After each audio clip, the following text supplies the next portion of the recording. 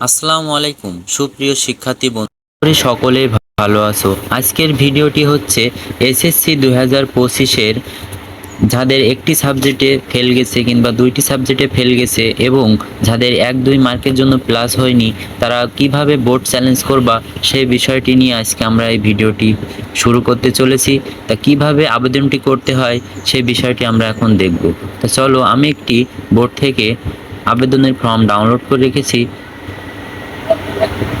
দেখতে পাচ্ছ তোমরা এখানে মাধ্যমিক ও উচ্চ মাধ্যমিক শিক্ষা বোর্ড যশোর থেকে এটি আমি ডাউনলোড করেছি। তো এইখান থেকে কিভাবে আবেদন করতে হবে এই প্রসেসটি আমরা করে দেখি। 2025 সালের এসএসসি পরীক্ষার উত্তরপত্র পুনর্নিরীক্ষণের আবেদনের পদ্ধতি সংক্রান্ত বিজ্ঞপ্তি। আবেদনের সময় 11/7/2025 খ্রিস্টাব্দ থেকে 17/7/2025 খ্রিস্টাব্দে পর্যন্ত আবেদনটি চলবে। এত দ্বারা সংশ্লিষ্ট সকল নির্দেশক্রমে জানানো যাচ্ছে যে এসএসসি পরীক্ষা 2025-এর উত্তরপত্র পুনর্নিরীক্ষণের ফল শুধুমাত্র টেলিটক সিমের মাধ্যমে পুনর্নিরীক্ষণের জন্য এসএমএস করা যাবে। তার মানে এখানে বোঝাতে চাচ্ছে যে শুধুমাত্র টেলিটক সিম থেকেই এই আবেদনটি করা যাবে। এই আবেদনটি টেলিটক সিম থেকে কিভাবে করতে হয় সেটা আমরা দেখি। আবেদন করতে মোবাইলে এসএমএস অপশনে গিয়ে আরএসসি লিখে স্পেস দিয়ে বোর্ডের নামের 3টি অক্ষর, প্রথম 3টি অক্ষর, যেমন যশোর বোর্ডের ক্ষেত্রে এখানে দিয়ে দিয়েছে JES, লিখে স্পেস দিয়ে রোল নাম্বার লিখতে হবে। তারপর স্পেস দিয়ে সাবজেক্ট কোড লিখে এই যে 16322 এই নাম্বারে সেন্ড করতে হবে। তো নমুনা আকারে এখানে দিয়ে দিয়েছে, দেখো আরএসসি স্পেস যশোর বোর্ড, মানে যশোর বোর্ডের ক্ষেত্রে প্রথম 3টি, মানে আমি যশোর বোর্ড থেকে এটি ডাউনলোড করেছি, এই জন্য যশোর বোর্ডের এখানে দিয়েছে ডেমো আকারে, নমুনা আকারে JES। এখানে যদি তোমাদের ঢাকা বোর্ড হতো তাহলে DHA, রাজশাহী বোর্ড হলে RAG, কুমিল্লা বোর্ড হলে COM, চট্টগ্রাম বোর্ড হলে CHI, বরিশাল বোর্ড হলে BAR, সিলেট বোর্ড হলে SYL। প্রথম 3টি অক্ষর আমি তোমাদের বলে দিচ্ছি, তোমরা সবাই যার যার বোর্ড তারা তারা এখান থেকে দেখে নিবা। Sylhet board SYL, Dinajpur board DIN, Mymensingh MYM এবং মাদ্রাসা বোর্ডের ক্ষেত্রে MYM, কারিগরি শিক্ষা বোর্ডের ক্ষেত্রে TEC। তা আশা করি তোমাদের বোর্ডের প্রথম নাম 3টি অক্ষর আমি সব বলে দিয়ে তোমাদের রোল নাম্বারটি এখানে লিখবা। তারপরে স্পেস দিয়ে 1 মানে 01 লিখে, মানে এটা একটা সাবজেক্ট কোড, তোমাদের যে সাবজেক্টে সমস্যা গেছে সেই সাবজেক্টের কোডটি এখানে দিয়ে এসএমএস করবা 16322 নাম্বারে। এই নাম্বারে সেন্ড করে দিবা। দিলে ফিরতি এসএমএসে এখানে লিখে দিয়েছে ফিরতি এসএমএসে একটি পিন প্রদান করা হবে। এতে সম্মতি থাকলে এসএমএস অপশনে গিয়ে, মানে তোমাদের প্রথমে একটি, মানে কয় সাবজেক্টে ফেল গেছে সেটা মেসেজ দেওয়ার পরে ফিরতি আরেকটি মেসেজ দেবে। সেই মেসেজে আবার কি লিখতে হবে এখানে দিয়ে দিয়েছে।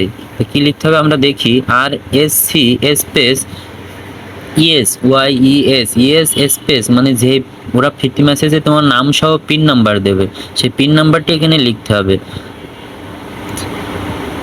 লেখার পর আবার স্পেস দিতে হবে, স্পেস দিয়ে একটি কন্ট্যাক্ট নাম্বার দিতে হবে, যে কোনো একটি নাম্বার, তোমার পার্সোনাল নাম্বার এখানে দিয়ে দিবা। দেওয়ার পরে 16322 এই নাম্বারে মেসেজ সেন্ড করার পরে তোমাদের আবেদনটি শেষ হয়ে যাবে, মানে আবেদনটি করা সম্পূর্ণ হবে। উল্লেখ্য, পুনর্নিরীক্ষণের ক্ষেত্রে একই এসএমএসের মাধ্যমে একাধিক বিষয়ের জন্য আবেদন করা যাবে।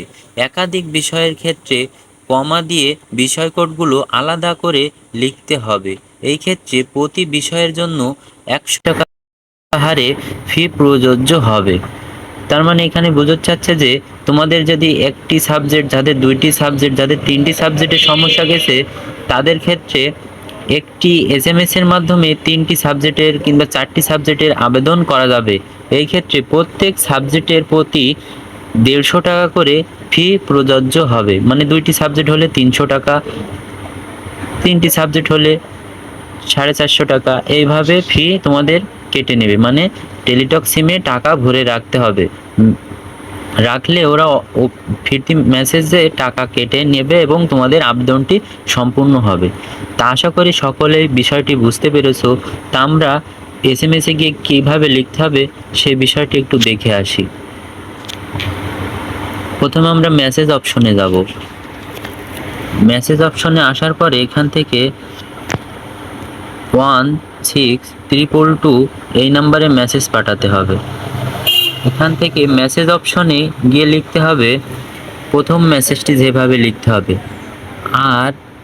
RSC স্পেস, এখানে বোর্ডের 3টি নাম JES যশোর বোর্ড স্পেস তোমার রোল নাম্বার, এখানে আমি একটা রোল নাম্বার দিচ্ছি,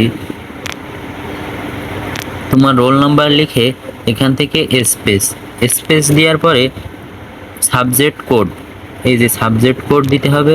একটি সাবজেক্ট হলে এইভাবে দিতে হবে, আর 2টি সাবজেক্ট হলে কমা দিয়ে আবার এইভাবে লিখতে হবে।